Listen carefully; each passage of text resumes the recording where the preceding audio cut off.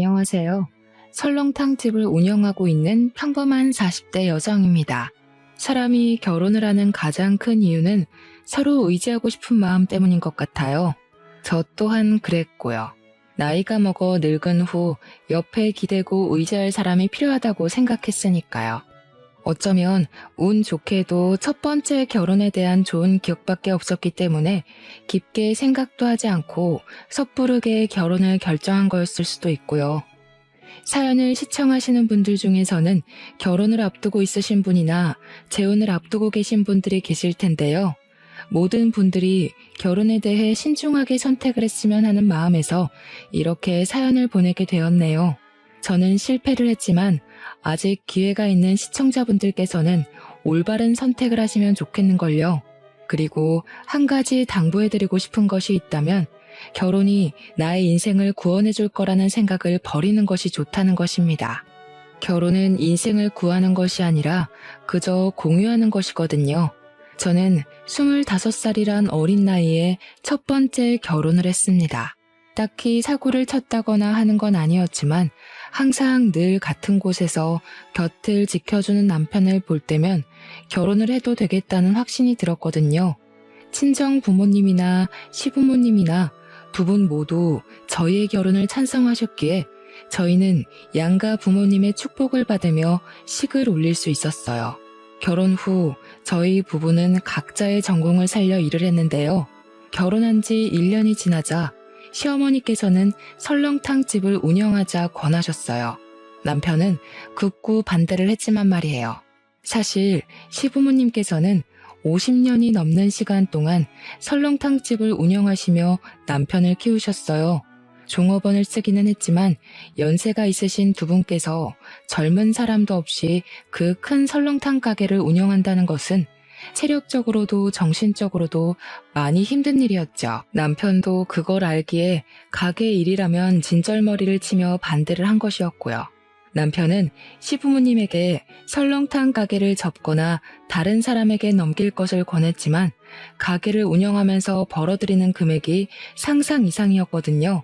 시어머니께서는 죽어도 설렁탕 가게를 이어받지 않겠다며 버티는 남편을 보며 전전긍긍 하셨습니다. 결국 보다 못한 제가 설렁탕 가게를 운영하겠다며 손을 들게 되었죠.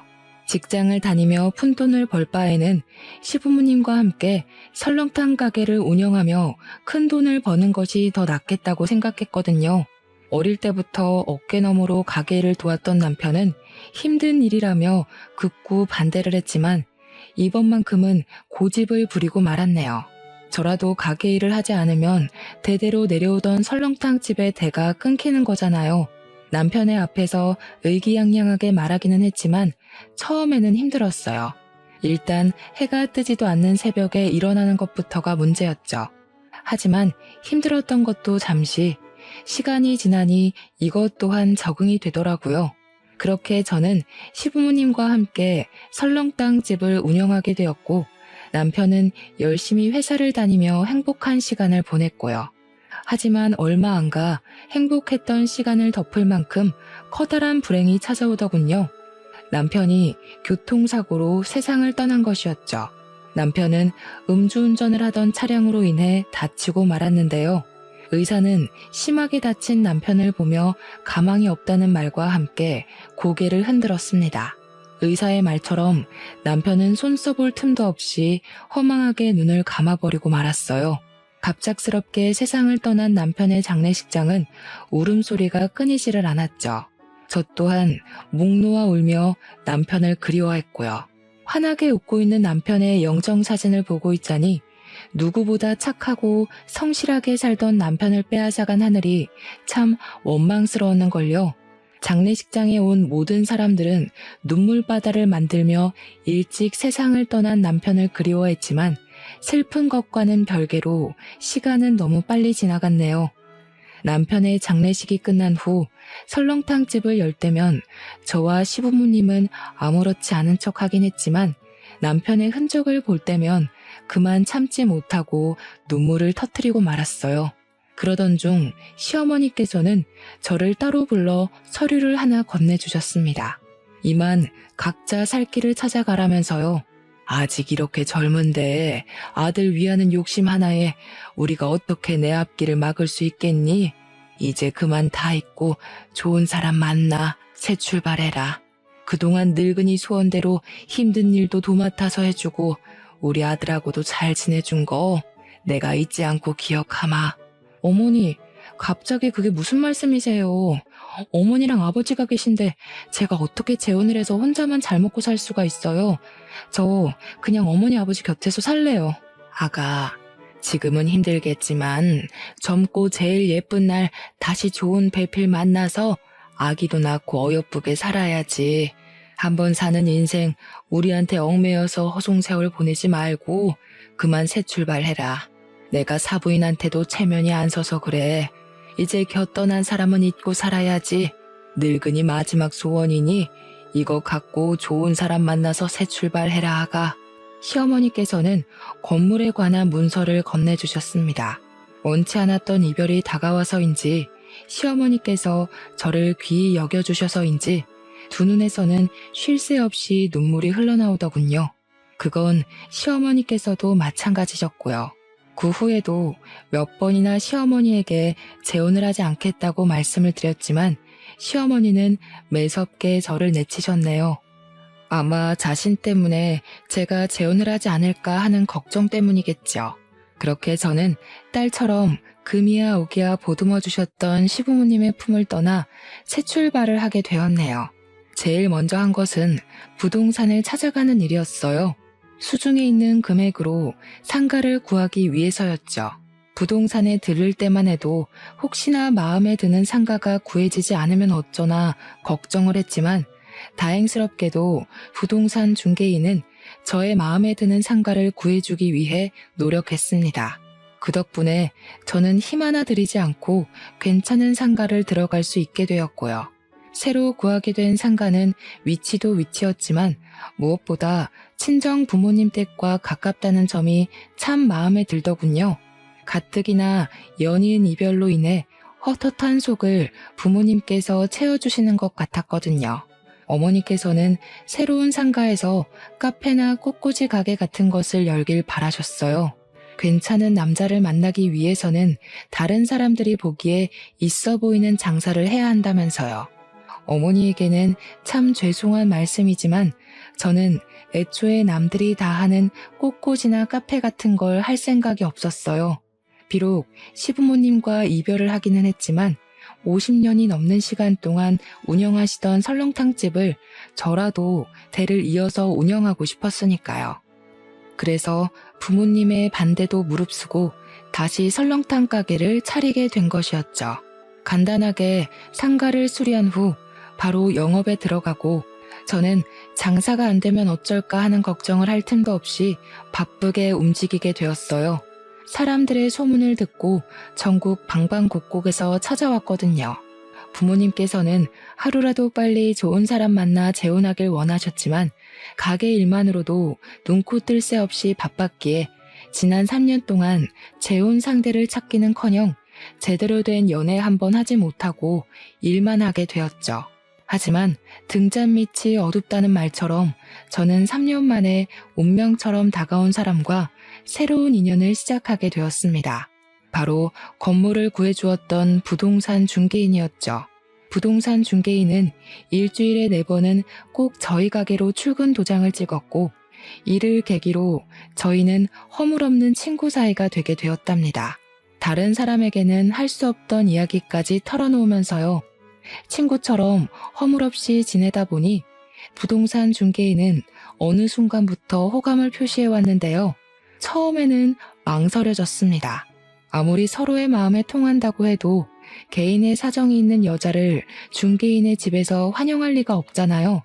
하지만 그럴 때마다 중개인은 온전히 저의 편이 되어주겠다 약속을 하였고 진실한 그 마음에 반해 결국 저도 마음의 문을 열게 되었답니다. 부모님께서는 드디어 제가 번듯한 남자를 만나 재혼을 한다며 기뻐하셨지만 중개인 쪽 가족들이 마음에 걸리더군요.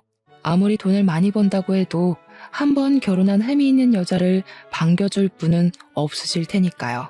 그런데 이런 걱정이 무색할 정도로 예비 시부모님은 오히려 이상한 상상을 한 제가 부끄러울 정도로 잘 대해주셨어요. 차별했다는 것을 알고 있는데도 말이에요. 아이고, 젊은 나이에 신랑 먼저 보내고 얼마나 적적하고 힘들었을까. 이혼도 서너 번씩 하는 마당에 우리는 며느리 과거 같은 거 신경 안 써요.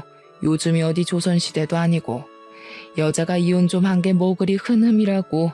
그냥 마음 맞는 사람끼리 살림 차려서 백년해로 하면 그만인걸. 이해해 주셔서 감사합니다, 어머니. 너무 큰 흠이 있어서 어머님, 아버님께서 결혼을 반대하시면 어떡하나 솔직히 걱정을 많이 했거든요. 근데 어머님, 아버님이 이렇게 따뜻하게 대해주시니 제가 괜한 생각을 한 것 같아서 참 부끄럽네요. 앞으로 결혼하고 나면 기쁜 일만큼 힘든 일도 많겠지만 그럴 때마다 어머님, 아버님처럼 현명하게 어려운 일 헤쳐나가도록 하겠습니다. 우리 며느리가 좋은 대학 나왔다고 하더니 역시 배운 사람은 뭐가 틀려도 틀려? 아, 결혼해서 지지고 볶고 싸워도 이혼 안 하고 살겠다는 말을 이렇게 고급스럽게 하잖아. 안 그런가, 임자? 당신, 괜히 결혼도 안 한 애들 앞에서 입방정 떨어서 집안 망신시키지 말고 점잖게 좀 있어요. 결혼도 안 한 마당에 시아버지가 무게도 없이 촐싹거리면 며느리가 당신을 뭐라고 생각하겠어요? 제발 채통 좀 지켜요. 우리 이이가 아가씨 같은 며느리 볼 생각에 기뻐서 호들갑을 떤 거니까 너무 안 좋게 생각하지는 말아요. 알았죠? 그럼요. 오히려 아버님께서 워낙 밝으셔서 좋은걸요. 제가 기준 씨도 잘 만났지만 어머님, 아버님 같이 다정하고 쾌활하신 분과 가족이 될 수 있어서 참 다행인 것 같아요. 그럼요. 우리 집이 돈이 없어서 그렇지 화목하기는 얼마나 화목한데 아가씨는 우리 집에 시집 온 걸 감사하게 생각해야 된다니까. 어머님, 아버님을 보니 이 사람과 결혼을 결심하길 참 잘했다는 생각이 들었어요. 아무리 남편이 좋다고 해도 시부모의 등살 때문에 부부의 인연을 다하지 못하고 헤어지는 사람들이 얼마나 많은데 저희 시부모님께서는 힘이 있는데도 불구하고 흔쾌히 저를 가족으로 받아주시니 참 감사한 일이었죠. 결혼을 한 후에는 하루하루가 행복했습니다. 남편과 함께 신혼을 즐기고 있자니 오랫동안 잊고 있던 행복감이 물밀듯이 밀려왔는걸요. 한 가지 아쉬운 것이 있다면 시부모님께서는 가끔씩 아무런 연락도 없이 불쑥불쑥 신혼집을 찾아오신다는 문제가 있었지만 그건 큰 문제가 되지 않았어요. 가끔 불편하기는 해도 모든 것이 친해지고 싶어서 한 행동이신 거니까요. 곧 가족으로서 빠르게 적응하고 나면 이런 행동은 없어질 거라고 굳게 믿었고요. 하지만 이건 어디까지나 혼자만의 착각이더군요. 시부모님께서는 쾌활하게 가족으로 맡아주신 것이 아닌 잠깐 자신들의 욕심을 위해 쾌활한 척 탈을 쓰고 연기를 하고 있는 것이었죠. 결혼한 지 4개월이 조금 넘어갈 무렵 시어머니의 생일잔치로 인해 모든 가족들이 시댁으로 모이게 되었는데요. 시어머니께서 받은 모든 선물을 받으신 후 술판이 벌어지게 되었어요. 술잔을 주고받던 중 술기운이 잔뜩 오른 남편은 도련님에게 실언을 하게 되었습니다. 설렁탕 가게를 운영하며 얼마를 벌어들이는지 대략적인 수입을 공개해버린 것이죠. 남편의 입을 막아보려 했지만 한번 뱉어진 말은 다시 주워 담을 수가 없었고 수입 이야기를 들은 도련님은 두 눈을 동그랗게 뜨며 놀란 표정을 지었네요. 아마도 평범한 설렁탕 가게를 운영하면서 대기업에 다니는 자신보다 경제적으로 더 풍족할 줄은 몰랐던 모양이었어요. 약간의 정적이 있은 후 도련님은 농담 반 진담 반으로 툭툭 농담을 던지기 시작했죠. 기분 좋은 농담이었다면 저 또한 웃는 낯으로 대했겠지만 도련님이 건넨 농담은 상당히 기분이 나쁘더라고요. 시댁 식구들이 다 모인 자리에서 전 남편의 이야기를 꺼내니 기분 좋게 대하는 것이 더 이상한 거잖아요. 이야, 우리 형수님 지금 보니 완전 날로 먹으면서 돈 버시네. 요즘 사람들 설렁탕이라면 잘 먹지도 않아서 간신히 입에 풀칠이나 하고 사실 줄 알았거든요. 의외네요. 힘 하나 안 들이고 떼돈 벌 줄 알았으면 나도 뼈 빠지게 공부해서 취업하는 게 아니라 설렁탕집이나 여는 건데 말 나온 김에 나도 회사 때려치우고 설렁탕 가게나 하나 차릴까 봐요. 제대로 된 대학도 안 나온 형수도 이만큼 돈 벌어서 먹고 사는데 나라고 못할 건 없잖아요? 역시 우리 아들은 좋은 대학을 나와서 그런가 머리 하나는 기가 막히게 좋다니까. 여자 혼자 일하는 게 얼마나 힘든 일인데. 아가, 이참에 내 시동생한테 가게를 맡기는 게 어떻겠니? 원래 장사든 큰일이든 남자가 나서서 해야 잘 되는 법이잖니.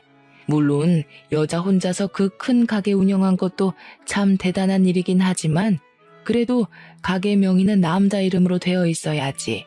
그래야 무슨 일이 생겨도 든든한 남자 뒤에 숨어서 덕을 보지 않겠어?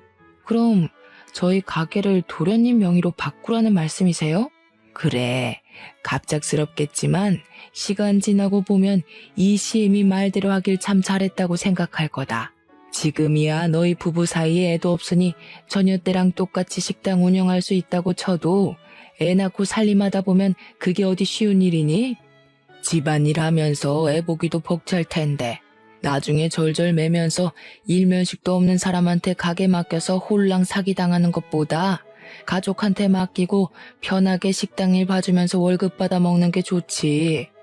잠깐씩 일하고 월급 200씩 가져가면 그것만큼 좋은 직장이 어디 있니? 결혼한 여자는 어떻게 됐던 남자 주머니에서 나오는 돈을 받아 먹어야 편한 법이야. 서방도 있는 여자가 돈 욕심 부리는 것도 안 좋은 거다. 에이, 엄마. 아무리 그래도 사장님이었는데 200이 뭐예요? 만지던 돈이 있는데 못해도 250은 줘야지. 형수, 저 그렇게 쪼잔한 놈 아닌 거 아시죠? 저한테 가게 맡겨주시면 일 안 나오셔도 달에 250은 챙겨드릴 테니 저한테 가게 넘기는 거 잘 생각해 보세요. 형이랑 현수님 나이도 있는데 이제 편하게 애 가질 생각해야죠. 아무리 그래도 형이 우리 집 장손인데 우리 엄마한테 번듯한 아들 하나는 안겨줘야 될 거 아니에요. 참 기가 막혔습니다. 정중하게 부탁을 해도 분점을 내줄까 말까인데 아예 가게 명의를 도련님 앞으로 바꾸라니요. 실망한 것도 한두 가지가 아니었지만 그 중에서도 제일 기가 막힌 것은 아이를 낳으면 당연히 육아는 엄마의 몫이라고 생각하는 시어머니의 행동이 제일 어이가 없었네요. 아이를 낳는 것은 부부 두 사람의 노력으로 이루어지는 건데 아이를 키우는 것은 온전히 엄마만 해야 된다니요. 말이 안 되잖아요. 입을 꾹 다물고 있자 도련님은 제 손을 잡고 일어나며 당장 명의부터 바꾸자고 말을 하더군요. 콧노래를 부르며 겉옷을 걸치는 시어머니도 강제적으로 손을 잡아 끄는 도련님도 참 뻔뻔하다는 생각이 들었습니다. 이대로 멍청하게 있다간 아무런 노력도 안 한 사람들에게 그대로 가게가 먹혀버릴지도 모른다는 불안감도 같이 느꼈고요. 그래서 도련님에게 잡힌 손을 빼내며 단호하게 설명을 했죠. 아무리 생각해도 이건 아닌 것 같네요. 제가 설렁탕 가게 운영하는 3년 동안 도련님이 저한테 도움 준 적 한 번도 없잖아요. 어머니도 마찬가지고요. 말이야, 제가 걱정되어 그러는 거라고 하지만 실상은 지금 운영하는 가게가 돈이 잘 벌린다고 하니까 어떻게든 가게에 자기 숟가락 올리려고 용쓰는 거잖아요. 지금 도련님이 하시는 행동은 남의 재산 날로 먹으려고 하는 도둑놈이랑 다를 게 없는 거예요. 형수 말씀이 좀 지나치신 거 아니에요? 저도 돈 벌 만큼 버는 놈입니다. 도둑이라뇨. 듣기 거북하네요. 제가 말하는 게 듣기 거북하셨나요? 저도 똑같아요. 노력이라고는 털끝만큼도 안 한 사람이 돈 된다는 말에 군침 흘리면서 육아니 뭐니 쓸데없는 말 갖다 붙이면서 가게를 통째로 삼키려고 하는데 기분이 좋을 리가 없죠.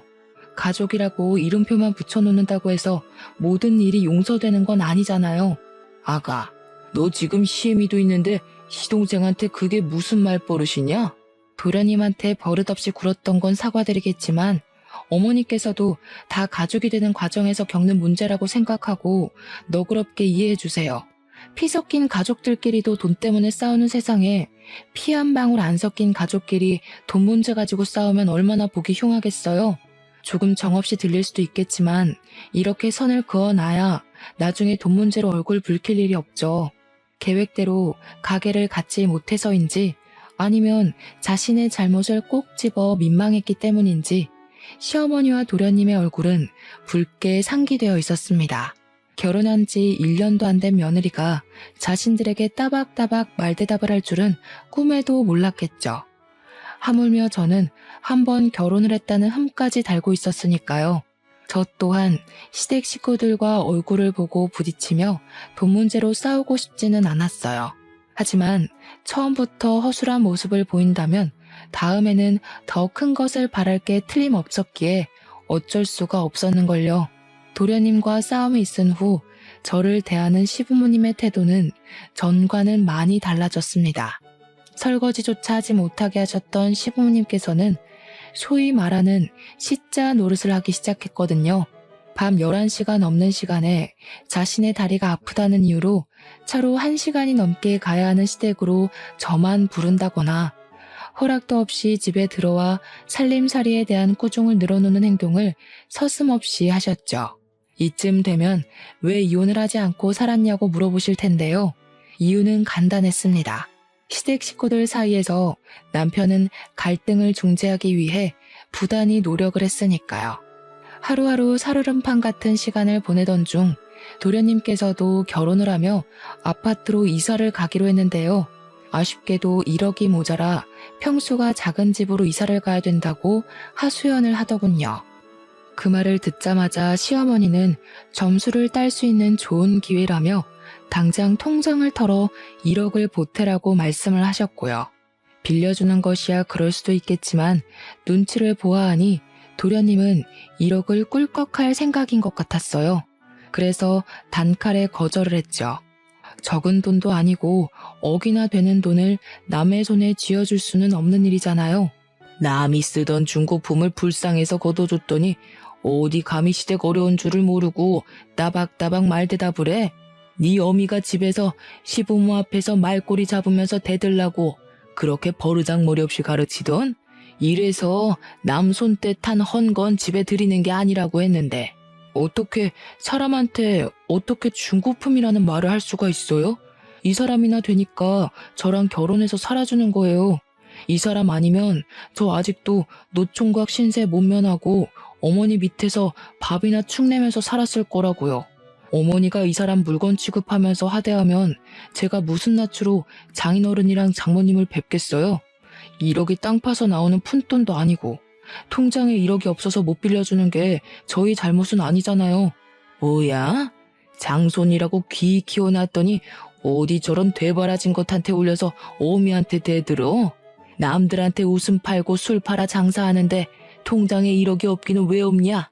그저 저 몹쓸 것이 피 한 방울 안 섞인 시댁 식구들한테 돈 쓰기가 아까우니까 발 빼는 거지. 나는 가족한테 돈 아끼면서까지 구두쇠짓 안 한다. 너 같은 거 며느리라 부르기도 싫고 우리 집에 들이기도 싫다. 그러니 당장 짐 싸서 나가. 어머니, 정말 왜 이러세요? 저 어머니 아들이기 전에 이 사람 남편이에요.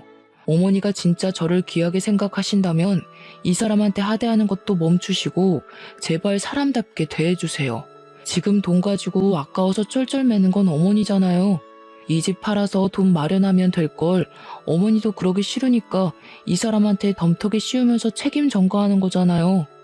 어머니가 뭐라 하시던 저 이 사람이랑 헤어질 생각 없어요.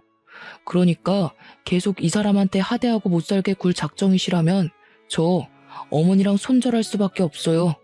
아이고, 자식 새끼라고 키워놨더니 어미 앞에서 손절한다는 말이나 하고 가슴이 썩어 문드러져도 이것보다 아프진 않을 게다. 저 방자한 것이 뭐라고 속닥거렸기에 이 어미한테 손절을 한다는 얘기가 나와? 남편은 급기야 손절 이야기까지 꺼내며 방패막이 되어주더군요. 그런 남편의 모습을 보며 참 고맙다고 미안하기도 했네요. 저와 결혼하지 않았더라면 남편이 시어머니와 틀어질 일도 도련님과 얼굴을 붉히며 싸울 일도 없었을 테니까요. 시댁 식구들과 크게 싸운 후 남편은 정말로 시댁의 발길을 끊고 생활을 했어요. 제 입에서 먼저 시댁에 가자는 말을 할 정도로 남편은 시댁과 담을 쌓고 살았어요. 오죽하면 고집 센 시어머니와 도련님이 먼저 연락을 해 사과를 할 정도로 남편은 참 단호했죠. 시댁 식구들이 아무리 뭐라고 해도 상관없었습니다. 남편은 언제나 든든한 방패막이 되어주었으니까요. 시댁 식구들이 뭐라고 하던 든든한 편이 되어주는 남편이 있으니 결혼 생활을 하는 동안 크게 불편한 점은 없었어요. 그렇게 저희 부부는 한동안 잔잔한 시간 속에 여유로운 신혼생활을 즐길 수 있었네요. 하지만 사람이 살면서 계속 좋은 일만 있을 수 없듯이 저희에게도 문제는 찾아왔어요. 전세 사기가 급성을 부리며 부동산 중개업 일이 이전처럼 수입이 나오지 않는 것이었죠. 중개업 일은 생활비를 간신히 충당할 정도로 사정이 안 좋아졌고 남편은 다른 일감을 찾아 일을 하게 되었는걸요. 막노동 일로 힘들어하는 남편에게 가게를 같이 하자고 제안을 했는데요. 그렇게 되면 부부끼리 같이 할 시간이 줄어든다며 고개를 흔들더군요. 물론 같이 가게를 연다면 같이 할 시간이 줄어들기는 하겠지만 그래도 막노동 일로 피곤에 찌들어 여기저기 파스를 붙이는 모습을 보는 것보다는 나을 것 같았습니다.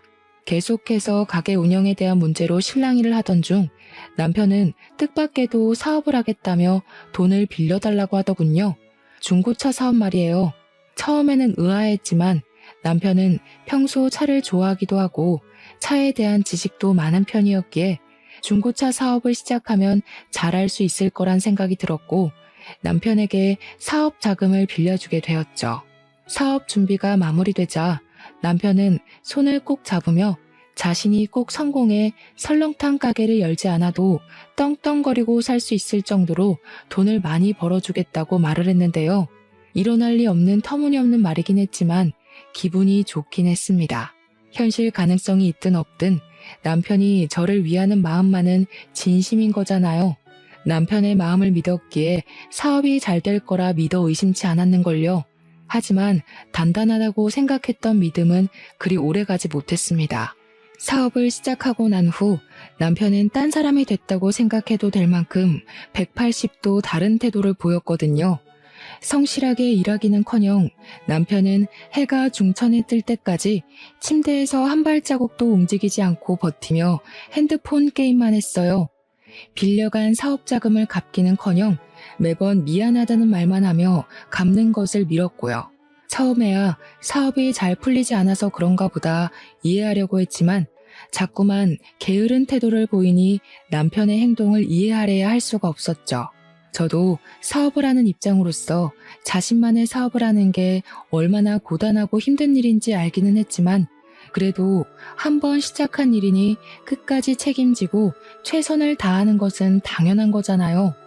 하지만 이상하게도 남편은 어디서 돈이 나는지 중고차 사업을 시작한 후 비싼 외제차며 명품같이 값나가는 것들에 돈을 쓰더라고요. 이쯤 되니 남편이 도박이나 사채에 빠졌다고 확신을 하게 되더군요. 그래서 아무도 몰래 남편의 회사로 찾아가게 된 것이죠.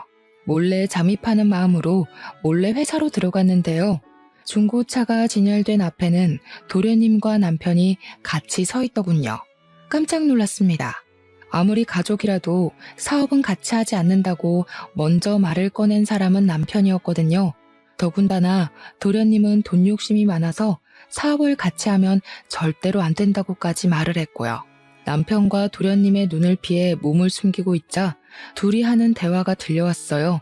대화를 엿들을 생각은 아니었지만 거리가 가까운 편이라 그런지 둘의 대화는 너무 선명하게 들려왔습니다. 진짜 형은 비위도 좋아. 도대체 형수 같은 드센 여자랑 어떻게 한 이불 덮고 사는 거야? 시댁 식구한테도 그렇게 쏘아붙이는데 다른 때는 어떻겠냐고.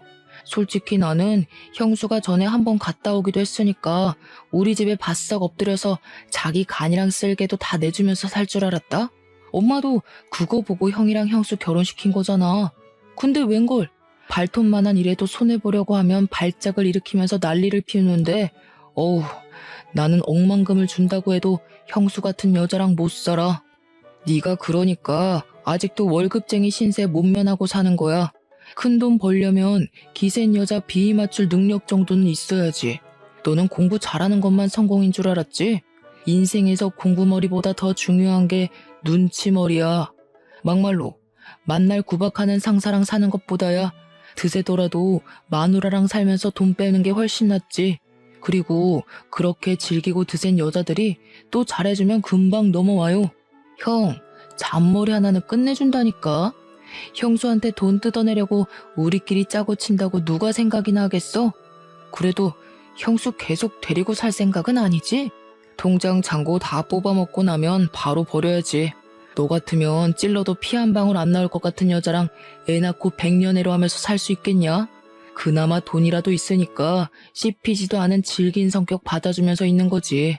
자고로 결혼은 네 형수처럼 남자 알기를 자기 발밑으로 보는 여자가 아니라 남편만 아는 순종적인 여자랑 하는 거야. 아, 불쌍한 우리 형수. 형수는 자기 남편 속이 이렇게 시커먼 줄 생각도 못할 텐데. 생각해보면 형수도 안 되긴 했어.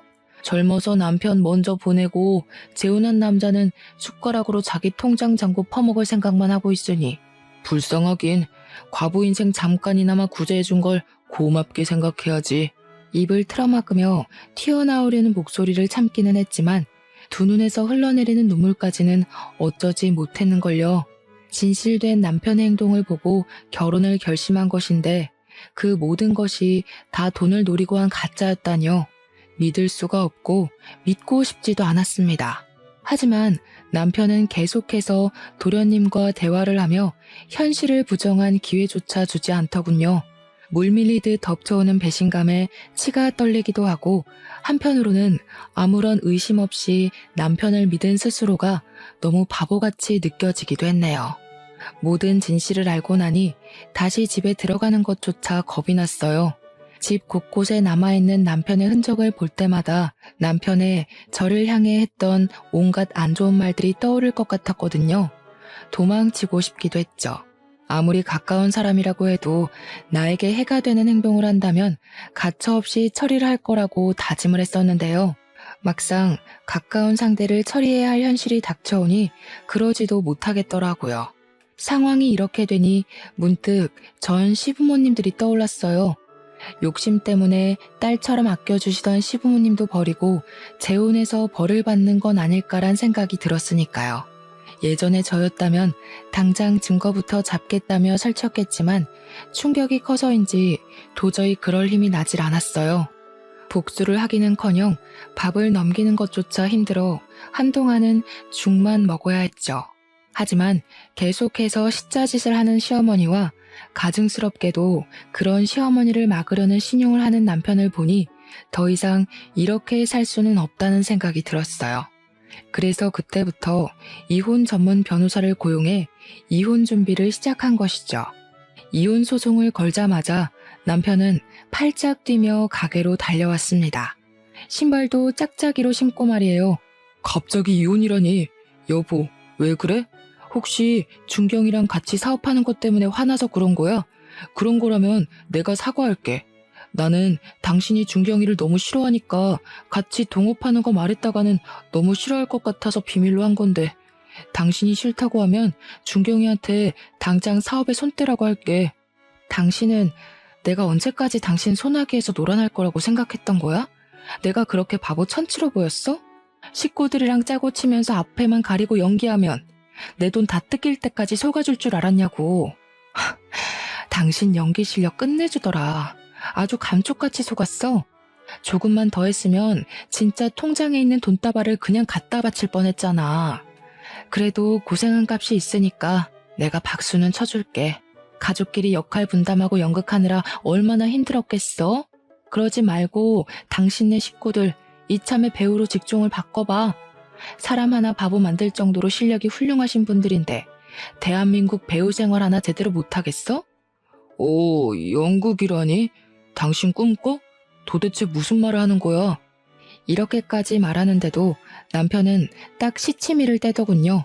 그 모습이 얼마나 가짠턴지 실소가 새어나올 지경이었어요. 한편으로는 안타깝기도 했죠. 조금만 더 애를 썼다면 재산이고 가게고 홀랑 넘겨주었을 테니까요. 저한테는 참 감사한 일이었죠. 남편이 멍청한 덕에 가게는 물론 통장까지 지킬 수 있었으니까요.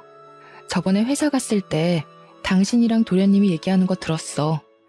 기세고 남편 위할 줄 모르는 여자랑 백년해로 하기 싫다며 원하는 대로 당신 놓아줄 테니까 지금이라도 말 잘 듣는 고분고분한 여자 찾아봐. 당신 연기 실력이면 그런 여자 하나 꼬시는 건 일도 아니잖아. 돈 좀 있다고 해서 흠 있어도 데리고 살려고 했었는데 이런 식으로 나오면 재미없지. 돈이라도 없으면 내가 당신같이 남 손 탄 여자랑 왜 사는데? 이혼? 나도 당신 같은 여자랑 살기 끔찍해서 지금 당장이라도 이혼하고 싶어. 근데 당신한테 쏟아부은 시간이 아까워서라도 그냥은 못 헤어지지. 나도 변호사 선임해서 재산 분할 값은 톡톡히 받아낼 테니까 두고 봐. 나야 다른 여자 만나서 재혼하면 그만이지만 결혼을 2번씩이나 실패한 당신한테는 나랑 헤어지고도 기회가 있을지 모르겠네. 이혼녀 꼬리표가 시간 지난다고 사라지는 것도 아니고 주제 파악을 이렇게 못해서 되겠어? 당신 같은 사기꾼한테 내 재산 뜯겨가며 말년에 돈 없어서 절절거리는 것보다야 이혼녀 꼬리표 달고 마음대로 돈 쓰면서 인생 즐기면서 사는 게 훨씬 낫지. 그리고 자기만 고고한 척 깨끗한 척 하지 마. 나한테 이혼녀 꼬리표가 붙었으면 당신 이마에는 사기꾼이라고 써붙여져 있으니까. 뭐야? 이제 이혼해서 서방이고 뭐고 눈에 뵈지도 않는다 이거야? 지금까지 사기꾼보다 더한 인간을 남편이라고 한 이불 덮고 자면서 내 돈으로 사업까지 차려줬는데 눈에 뵈는 게 있겠어? 혹시나 딴 말 할까봐 말하는 건데 나 당신한테 빌려줬던 사업 자금 무조건 받아낼 거고 위자료도 청구할 거야. 어이구, 돈도 많으신 양반이 그깟 5천만 원이 아까워서 소송을 건다고? 나는 가만히 있을 것 같아? 판사가 남편을 2번이나 갈아치우는 당신 편을 들어줄지 아니면 당신같이 드센 여자 만나서 고생한 순진한 내 말을 들어줄지 어디 두고 보자고. 어디 판결이 사람 얼굴 보고 나니? 쓸데없는 소리 하지 말고 위자료나 준비해놔. 그리고 남이 쓰던 거 가져다 쓰는 건 당신 특기잖아. 그래서 나랑 결혼도 하고 남의 타던 중고차도 가져다가 파는 거지. 남이 쓰던 흠 있는 여자 주워서 결혼했다고 신세 탓하지 말고 제발 주위를 돌아봐. 당신 눈이 남이 쓰다 버린 중고품 정도밖에 안 돼서 그런 거니까 오히려 본색을 드러낸 남편에게 고마웠습니다. 덕분에 아무런 미련 없이 이혼 소송을 준비할 수 있었으니까요. 이혼 소송을 하며 저희는 별거를 하게 되었는데요. 눈치를 보니 남편 또한 변호사를 만나고 있는 것 같더라고요. 이혼 소송을 하는 것은 생각보다 힘든 일이었습니다. 상대방에게 이혼 책임이 있는 것과 별개로 재산이 많은 쪽이 재산 분할을 해줘야 했거든요. 남편도 이걸 노리고 더 많은 재산 분할을 갖기 위해 애를 쓰는 것 같았어요. 참 괘씸했죠. 아무런 노력도 없이 시댁 식구들 앞에서 몇 번 연기를 한 것이 전부인데 재산을 나눠달라고 하다니요. 기부를 할지언정 절대로 남편에게 재산을 나눠주고 싶지 않았습니다. 그래서 많은 돈이 깨지는 것을 감수하면서 몸값이 비싸기로 유명한 변호사를 고용한 것이죠. 이혼 소송을 시작한 후 시어머니께서는 직접 설렁탕 집까지 찾아와 행패를 부렸네요. 이혼한 주제에 방자하게 자기 아들에게 이혼 소송을 걸었다면서요. 가게 일을 도와주시던 부모님께서는 행패를 부리는 시어머니를 보며 옷소매를 걷어붙이셨는데요. 저는 화를 내는 부모님을 말렸어요. 아무리 화가 난다고 하더라도 이혼을 하기 위해서는 증거를 남기는 것이 제일 중요하잖아요. 시간이 지나고 시어머니에 이어 시아버지까지 합세를 했습니다. 결국 거세지는 난동에 부모님은 가게 문을 박차고 나가 화를 내셨죠. 도대체 딸 교육을 어떻게 시켰길래 이혼녀 딱지단 주제에 우리 아들한테 이혼을 요구한답니까? 사부인은 애한테 시댁 식구들을 발밑으로 봐도 좋고 자기 인생 구해준 남편한테 막대해도 좋다고 가정교육을 그렇게 개같이 가르치셨습니까? 아이고, 누가 들으면 그쪽 아들은 아주 대통령감인 줄 알았게요. 돈도 못 벌어서 마누라 등골 빼먹는 비렁뱅이보다야 이혼녀가 100배 1000배 낫죠. 이제 보니 이서방만 뻔뻔한 게 아니라 사부인네 가족 전체가 아주 얼굴에 철판을 깔았네요. 그게 아니면 가족끼리 똘똘 뭉쳐서 사람 하나 속여먹는 몰상식한 짓은 안 할 테니까요. 아무리 돈이 좋다고 해도 그렇지. 어떻게 다른 사람도 아니고 며느리 돈을 뺏어갈 생각을 하세요? 사돈같이 돈에 눈멀어서 몰상식한 행동하는 사람들 때문에 대한민국의 시어머니들이 다 욕먹는 거예요. 이 여편네가 진짜 보자 하니까 이래서 가정교육이 중요하고 하는 건데 어미나 딸년이나 독종이 따로 없으니 어디 우리 아들이 숨막혀서 살겠습니까? 당신 딸년이 우리 아들이랑 살겠다고 해도 내가 반대할 거니까 당장 돈이나 내놔요. 말씀하시는 거 하곤 참 기품이 넘치십니다. 사돈, 자기 마음에 안 든다고 욕이나 찍찍 뱉어대시고 어디 계속 상스러운 말씀만 해보세요. 그럴수록 사돈 이미지만 깎아내려지는 거니까. 그리고 왜 우리 딸이 그쪽 아들한테 돈을 줘야 됩니까?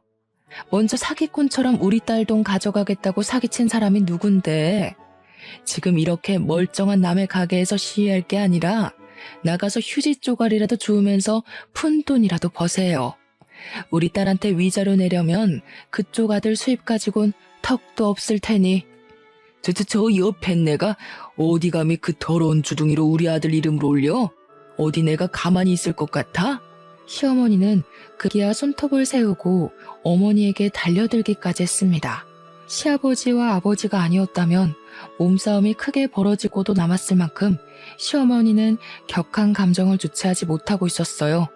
시어머니는 시아버지에게 잡히고도 정신을 못 차리고 씩씩거리며 화를 냈는데요. 저는 그런 시어머니 앞에 고개를 숙이고 큰 절을 올렸네요. 재산 분할 문제로 골머리를 썩고 있었는데 이렇게 몸소 나서주시니 감사해서 제가 뭐라 드릴 말씀이 없네요. 어머님이 저희 가게 와서 깽판만 안 쳐주셨어도 그이한테 갈 재산이 좋기 30%는 넘었을 텐데 어머니 덕분에 이제 그이를 땡전 한 푼 안 드리고도 쫓아낼 수 있게 됐으니 제가 감사하다는 말씀을 안 드릴 수가 없네요. 어머니, 큰돈 나가지 않게 힘써주셔서 정말 감사드립니다. 이렇게까지 해주시다니 감동입니다. 뭐? 우리 아들을 땡전 한 푼 안 주고 쫓아내? 걷어준 은혜를 원수로 갚아도 유분수지. 어디 감히 건드릴 게 없어서 귀한 우리 장손을 건드려? 지금이야 네가 이긴 것 같지? 두고 봐라. 다시는 두 다리 뻗고 못 자게 만들어줄 테니까. 당신 그만해. 여기서 더 했다가는 재산 분할은커녕 돈도 못 받고 쫓겨날 수 있다고. 돈이 걸린 문제인데 화가 나도 참아야지. 시아버지께서는 간신히 시어머니를 진정시켰습니다. 아무리 몰상식한 사람이라고 해도 돈은 무서웠던 모양이었어요.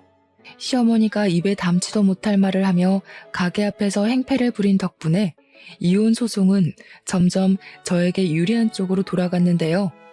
변호사와 함께 열을 올리며 모아온 증거를 살피던 중 한 통의 전화가 오더군요. 상대는 남편의 친구였죠. 의아해하며 전화를 받자 남편의 친구는 잠시 만나자고 했어요. 일단 만나기로 한 장소로 나가기는 했지만 그래도 머릿속에는 계속 의문이 들었네요. 남편 친구는 마리아 친구지 사실은 남편과 사이가 별로 좋지 않았거든요. 결혼식 이후 한 번도 보지 않을 정도로 말이에요. 딱 한 번밖에 보지 않은 사이였기에 만나지 않았는데도 어색한 공기가 느껴지는 것 같더라고요. 그런데 남편 친구를 만난 순간 그런 시시한 어색함 따위는 금세 잊고 말았습니다.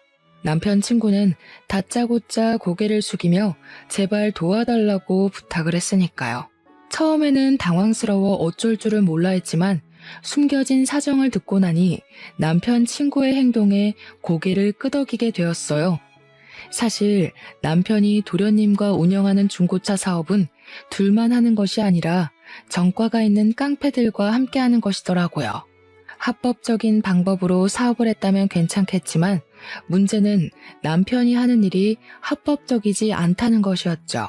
남편은 중고차를 사고 파는 과정에서 나이가 어린 사람들을 중심으로 폭행과 협박을 서슴지 않으며 자기들이 편한 대로 이득을 취한 것이죠. 강력계 형사로 일을 하고 있는 남편 친구는 사촌 동생을 통해 우연히 알았던 거고요. 남편은 친구의 사촌 동생에게 자신이 했던 대로 깡패를 동원해 반협박식으로 폐차 직전의 중고차를 비싼 가격에 팔아버렸거든요. 모든 사실을 알고 나니 남편을 절대 용서할 수 없었어요. 한 점 부끄러움 없이 번 제 돈으로 다른 사람에게 피해를 주며 돈을 벌다뇨. 그건 물건을 팔고 합당한 이득을 취한 것이 아니라 그저 무력을 사용해 돈을 빼앗은 거잖아요. 남편 친구를 도와주기로 한 후 바로 택시를 타고 남편 회사로 향했습니다. 차를 타고 간다면 남편에게 덜미가 잡혀 증거를 잡기는커녕 오히려 역효과가 나타날 수도 있으니까요. 그런데 뜻밖에도 남편이 불법적인 일로 돈을 벌고 있다는 증거보다 먼저 알게 된 중요한 사건이 있었어요. 바로 남편이 다른 여자와 외도를 저지르고 있다는 것이었죠. 남편은 제가 와 있는 줄도 모른 채 다정하게 내연녀와 깨어는 채 비싼 외제차를 타고 어디론가 향하더군요. 남편이 외도를 저지르고 있다는 것을 발견했을 때는 배신감이 들기는 했지만 그렇다고 사경을 헤매며 모든 것을 포기할 정도로 힘들지는 않았네요. 이미 남편이 회생 불가능한 쓰레기인 걸 안 상태였기에 크게 충격적이지 않았거든요. 남편이 외도를 저지르고 있는 것을 카메라에 잘 담은 후 담장 너머로 사무실을 크게 돌았는데요. 아무래도 혼자서 증거를 잡기는 어렵겠더라고요. 그래서 친한 동생에게 사정을 말한 후 남편 회사에 청소부로 취업을 해달라고 부탁을 하게 되었죠. 마침 남편의 회사에서는 청소부를 구하고 있었기에 참 다행스러운 일이었죠. 그렇게 한 달 동안 친한 동생은 착실하게 자신이 모은 증거를 가져다 주었는데요.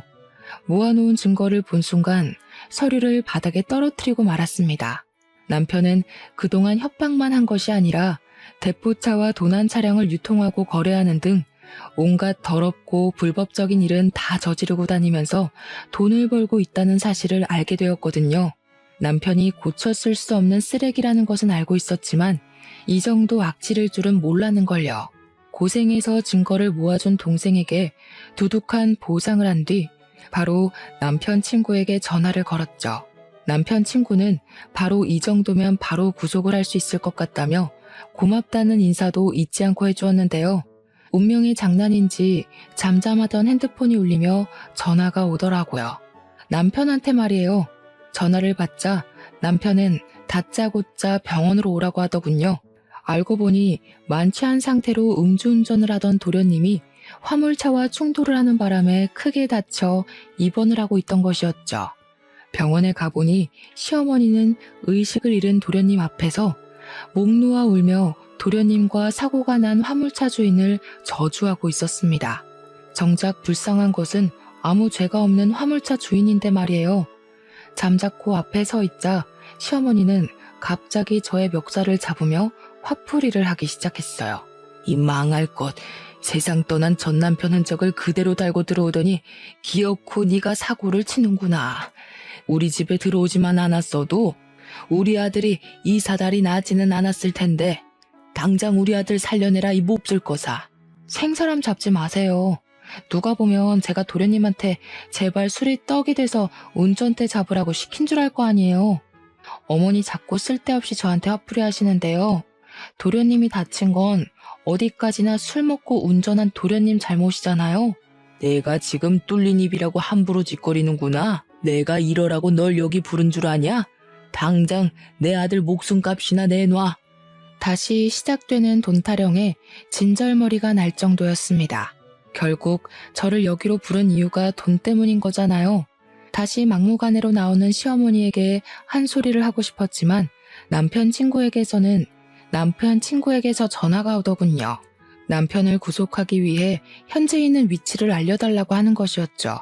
그렇게 위치를 알려준 지 얼마 뒤 남편 친구는 다른 형사들을 데리고 병원으로 들어왔습니다. 저는 남편 친구에게 위치를 알려주기 위해 앞장섰고요. 그런데 남편 친구와 함께 병실 안으로 들어오자 남편은 눈이 뒤집혀서 추궁을 하기 시작하더군요. 자신 몰래 바람을 피웠냐면서요. 어이가 없었습니다. 자신은 대놓고 다른 여자와 의도를 즐겨놓고 추궁을 하다뇨. 식당에서 해프게 웃음 흘리고 다닐 때부터 알아봤어야 하는 건데 바람을 피워도 하필 내가 아는 사람이랑 피울 건 뭔데? 그래, 결혼도 2번 했는데 바람이라고 못 피울 거야 없지. 원래 유책 배우자는 가지고 있던 재산 더 내놔야 되는 건 알고 있지. 이 일을 계기로 당신 가지고 있는 재산은 깡그리 긁어올 테니까 각오해.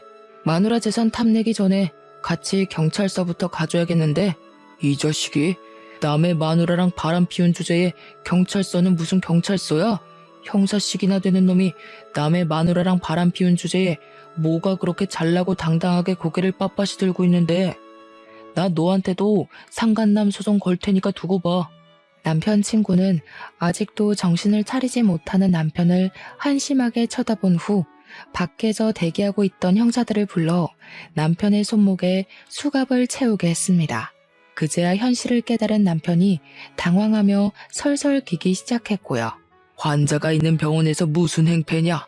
형사라는 자식이 어디 죄 없는 내 아들 손목에 수갑을 채워? 죄를 지었으니까 수갑을 차는 거죠. 불법적인 일하면서 남의 눈에 피눈물 나게 했는데 이 정도 수갑 차는 거야 대수도 아니죠. 남편 친구는 그동안 남편이 저질렀던 모든 악행을 간단하게 설명했는데요. 그 말을 듣자마자 시어머니와 남편은 금세 바닥에 무릎을 꿇으며 싹싹 빌기 시작했습니다. 제발 감옥에 가지 않을 수 있게 도와달라면서요. 나 이대로 감옥 가면 당신한테 위자료 주기는커녕 빌렸던 돈 원금도 못 갚을지 몰라. 우리 사이가 틀어져서 이혼하는 건 맞지만 당신 돈은 지켜야 할 거 아니야. 그러니까 비싼 변호사 써줄 거지? 내가 정신 나갔다고 원금보다 비싼 돈 발라가면서 당신한테 비싼 변호사 붙여주게? 왜? 그동안 깡패들이랑 순진한 젊은 애들 협박해서 돈 맛볼 때는 이렇게 수갑차게 될 거라고는 생각도 못했나 보지? 쓸데없는데 힘 빼지 말고 그냥 조용히 가서 죗값이나 달게 받아. 그게 당신이 할 수 있는 유일한 속죄의 길이니까. 아이고 아가, 작은 애도 사경을 헤매는 와중에 우리 장손까지 없으면 나는 어떻게 살라고. 이 늙은이 마지막 소원이라 생각하고 제발 도와주렴. 내가 이렇게 싹싹 피마. 어머니, 남들 괴롭히고 죄 지은 게 어머니가 무릎 한번 꿇는다고 해서 없어지는 건 아니잖아요. 어머니가 저한테 맨날 하시던 말씀 있잖아요. 제대로 교육도 못 받아서 이혼도 2번씩이나 하고 사는 거라고. 어머니도 마찬가지세요. 어머니가 아들을 양심 없게 키우신 덕분에 이 사람 죗값 받는 거니까 업보라 생각하고 너무 억울해하지 마세요. 시댁 식구들은 뒤늦게 잘못을 빌며 바닥에 엎어졌지만 이미 늦은 후였습니다. 남편은 조사를 받은 후 6개월간의 사업정지와 2천만 원의 벌금형이 내려졌죠. 남의 돈을 빼앗은 악질짓을 해놓고 고작 벌금형으로 끝난다는 것이 화가 나더군요. 하지만 벌금형을 받은 후 중고차 사업은 망하기 직전까지가 정리가 됐으니 죗값을 받은 셈이긴 했지만요. 사업을 접은 후 남편은 툭하면 가게를 찾아와 2번 이혼 후 혼자 살면 안 좋은 점들을 나열하며 재결합을 요구하는데요. 차라리 사람들의 손가락질을 받으면 받았지 죽었다 깨어나는 한이 있더라도 남편과 다시 잘해볼 생각은 손톱만큼도 없습니다. 애원이 통하지 않자 남편은 시부모님까지 데리고 와 같이 엉터리로 적힌 각서를 내밀며 다시 잘해보라고 말을 했어요. 각서에는 2번 다시 시댁과 연락하지 않겠다는 내용이 적혀 있었고요. 아들이 재결합하지 않는다고 하자 쪼르르 달려와 같이 무릎을 꿇기까지 하는데 시댁과 연을 끊고 산다니 절대 지켜지지 않을 내용이었죠. 자꾸 가게 찾아와서 영업 방해할 시간 있으면 나가서 돈이라도 벌어. 나한테 빌린 돈 아직도 안 갚았잖아. 위자료에 빌린 돈에 갚을 게 한두 가지가 아닌데 태평하게 무릎이나 꿇고 있으면 어떡해. 나는 당신한테 10원 한 장까지 다 받아낼 거니까 소송 걸리기 싫으면 가서 돈이나 벌어. 아무리 내가 잘못을 했다고 해도 같이 산 세월이 있는데 이 정도 잘못은 눈 감아줘야 되는 거 아니야? 앞으로 내가 잘할게. 인생에 딱 한 번 있을 실수라고 생각하고 제발 받아줘. 지금 당신을 다시 받아주면 이 일을 시작으로 사는 내내 사고치고 돌아다닐 텐데 내가 뭐가 아쉬워서 당신이 질질 흘리고 다닌 뒤치다거리만 하고 살아야 되는데 나 이래야 되니까 쓸데없는 소리 하지 말고 당장 나가. 자꾸 가게 앞에 버티고 서 있으면 당신 친구 부를 거야? 당신도 자존심이라는 게 있을 텐데 또 불미스러운 일로 친구 얼굴 보고 싶지는 않을 거 아니야. 재결합이 실패하자 남편은 작전을 바꾸었는지 말도 안 되는 금액을 부르며 재산 분할을 요구했어요.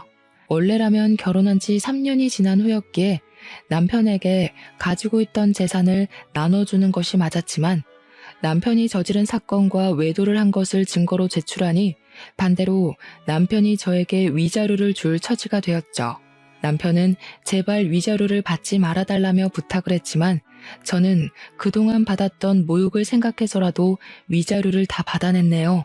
현재 남편과 모든 것을 끝낸 저는 가게 일에만 열중하며 살고 있어요. 속사정을 잘 알지 못하는 사람들은 여자 기가 세서 이혼을 한 거라면서 수군거리기도 하지만 무능력하고 찌질한 남편 때문에 속을 끓으며 사느니 차라리 혼자서 벌어 놓은 돈이나 펑펑 쓰며 사는 것이 훨씬 나을 것 같다고 생각하게 되었죠. 현재 결혼으로 인해 자신이 하고 있는 일을 그만두기로 결심한 분들이 있다면 절대 그러지 말라고 말씀드리고 싶습니다. 사랑과 별개로 개인의 경제적인 능력은 꼭 필요하니까요.